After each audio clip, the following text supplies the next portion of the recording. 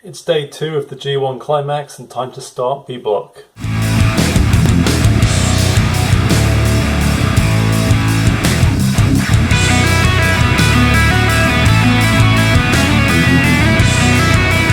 Welcome to the second G1 video here on The Selling Point.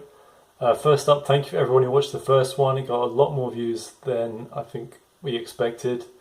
I was hoping for 100, but I think we're close to 300 on that first one now, so that's amazing. Today's show is free on New Japan World if you haven't had the courage to commit to a subscription for the G1 just yet. So if you want to check out what it's like, you can go on this website right now and watch this whole show for free. Today's show had an attendance of 1,738 people, so it was close to a sellout. I believe the capacity of Korakuen Hall is 2,000, so it was busy for sure, and almost sold out.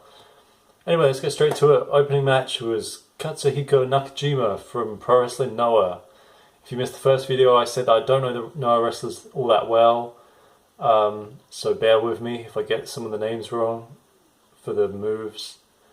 Anyway, he's facing Toru Yano today, one half the GHC Tag Team Champions and from Chaos. If you've never seen Toru before, he's a definition of a brawler in his matches, and almost he puts on like comedy matches. He'll use every cheap trick there is in the book to try and pick up the win.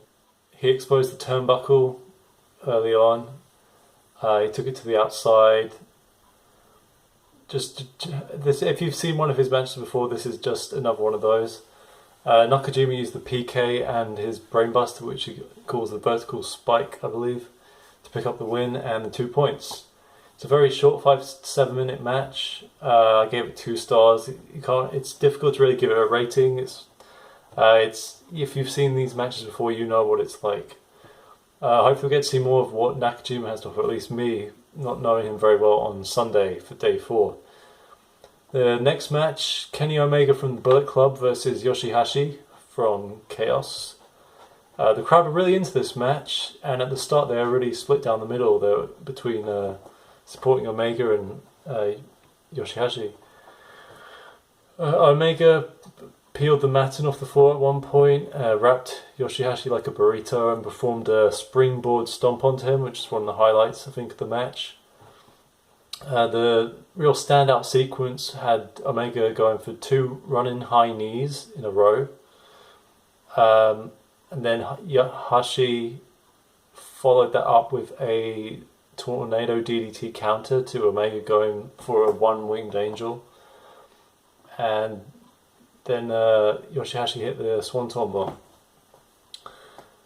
He was trying all sorts. He used the butterfly lock. He even used a bomb-a-ye. Moments later, after the bomb-a-ye, he won with a pump handle half Nelson driver, which I believe he's calling Karma. And yeah, picks up the 2 points. The first upset of the day, as you'll see. These are starting to become a regular thing now over these first 2 days. But he carried on all the momentum that he's been building in this tournament beforehand, Yoshi-Hashi. The match had a very similar feel to Tenzan's match on day 1 against Ishii.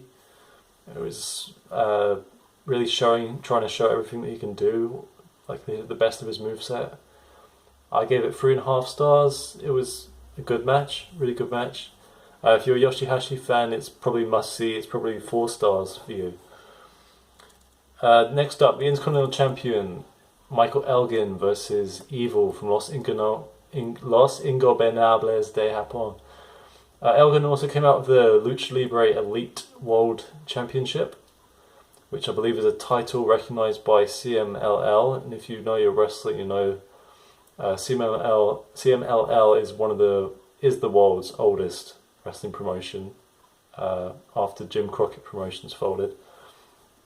And they have a ton of titles. I think they've got possibly 40 titles, if you include some of the inactive ones. Evil won with the STO, which he calls conveniently Evil, picked up the 2 points. They both made each other look really good, great. It was a you hit me, I'll smash you kind of match. I gave it 3 stars. It was solid. It felt squashed for time though. I know they can put on better. They did what they could with the time. And then our co-main event, we had Naito from Los Ingobernables de Japón versus Yuji Nagata. Naito being the man most people think is going to win this whole thing, the entire tournament, so he got his campaign underway. Much of the first half of the match was Naito mocking Nagata. He would mock his blue justice gesture, and he worked on Nagata's legs early on. Eventually Nagata went for his seated armbar to break the pattern of Naito being on top of him for the majority of the first half of the match, but didn't pick up the submission. Then Nagata teased tapping out to a leg bar by Naito, and that I thought he was going to tap out. It was close, but he just reached for the ropes in time. And the finish came when we had a little slap exchange, and then Nagata hit his backdrop suplex hold twice. He hit it first and then held it on for the second time to pick up the win. And the 2 points. And I gave it 3.25 stars. It was a decent match. Quite slow. Well, very slow, to be honest. But the crowd were behind Nagata, and that kept the energy going somewhat. So Nagata causes somewhat of an upset with that victory. We then go on to Honma versus Shibata in our main event. Shibata is of course the never openweight champion, though he didn't bring the title out onto the show. Today he brought a scarf instead. This is of course the venue where Honma broke the unfortunate streak of G1 losses he had last year against Ishii, and the so-called Honma Mania ran wild. They literally ran straight for each other right at the bell, following loads of chops, lariat, submission holds, your typical never style match. Submissions from Shibata, several Kakeshis from Honma. Honma then hit a side driver on Shibata. He followed up with the top rope Kakeshi, and ladies and gentlemen, we have yet another underdog victory in this tournament. Honma picks up the win, 2 points. I gave the match 3.5 stars. It was interesting, but it was very short for a main event as well. It felt like it was about 7 to 10 minutes. After the match, Honma rolled Shibata into the ring to try and what looked like go for a handshake. But Shibata wasn't feeling any of it, and before you knew it, Honma threw Shibata back out of the ring again. Then Honma got on the microphone and he cut a normal post-match promo for New Japan, and at one point he got the crowd standing up, and he wanted them to all chant after him, "Kakeshi is happy, we'll all be happy." And apparently backstage, Shibata wordlessly kicked the door open and left, according to Ikioid, who I mentioned on day one. Vital Twitter account to follow if you want to keep up with New Japan. So there might be some politics going on behind the scenes after that match. If we look back on my predictions for day 2, I have done really poorly. The only one I got right today was I had Omega beating Yoshi-Hashi. He didn't. I had Nakajima beating Yano, which was correct. But I had Elgin, Shibata and Naito winning all of their matches. So a bad day for my Voices of Wrestling Pick'ems. Only 1 for 5 today, 3 for 10 on the tournament as a whole. It's not looking very good. But hopefully I can pick it up later on. I've got Naito winning B block overall, and I've got Elgin and Omega fighting for the runner-up spot in B block. So I've also got